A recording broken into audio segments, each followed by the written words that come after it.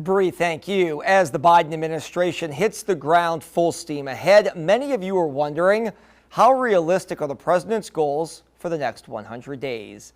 WDSU Shay O'Connor joins us live from the CBD with some reaction as well as insight from local experts. Shay? Travers, local analysts say that Biden could accomplish a lot in his first 100 days in office, but that's only if he chooses the right issues to tackle first.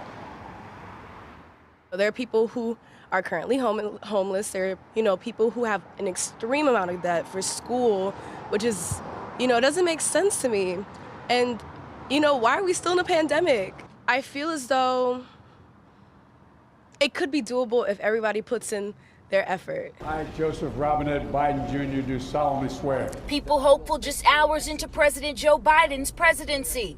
The office of President of the United States. Office of President of the United States. The president hard at work, already signing dozens of executive orders. At this speed, could the president be on track to reaching all of his goals set for the first 100 days? The vaccine program, I think, is huge. A primary objective is to get the health of the country back in order, or none of the other objectives will be possible.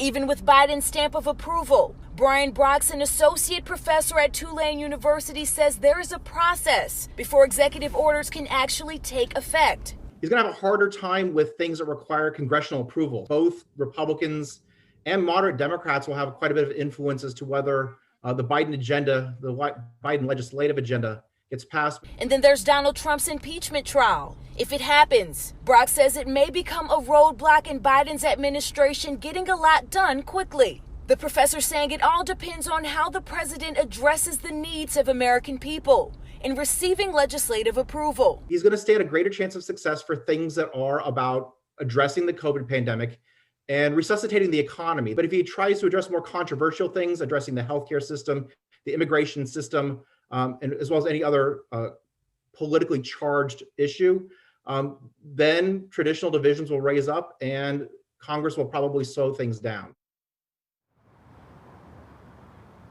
Now, tomorrow, Biden plans on signing even more executive orders pertaining to COVID-19. So a very busy start already. For now, reporting live from the CBD, Shay O'Connor, WDSU News.